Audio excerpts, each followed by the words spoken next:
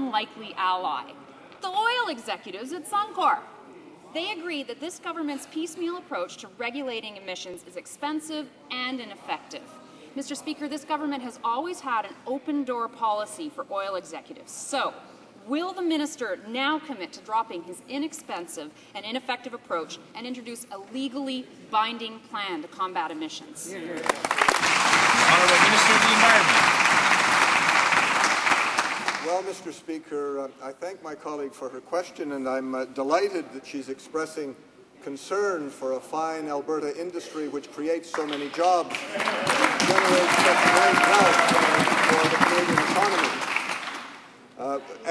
As my colleague knows full well, we have a plan, and the plan is working. We addressed transportation emissions first. We moved on to the coal-fired electricity generating sector, and we are about to begin consultations with other heavy emitters, including the oil and gas sector.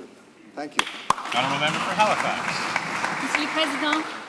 Mr. Speaker, the government does not understand that its plan is a failure. Canada is far from meeting its international targets in terms of climate change. In fact, Canada is not even going to reach its own targets. And to say that the majority of federal programs to cut greenhouse gas emissions will conclude in 2012. When will there be a long-term plan to attack climate change? Honourable Minister of the Environment. Mr. Speaker, that's simply false. And that plan is working. As a matter of fact, the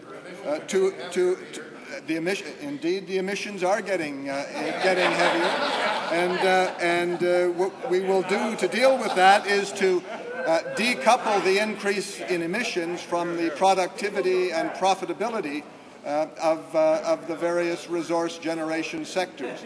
We have a plan. We are a quarter of our way towards achieving our 2020 goals. We will meet those targets.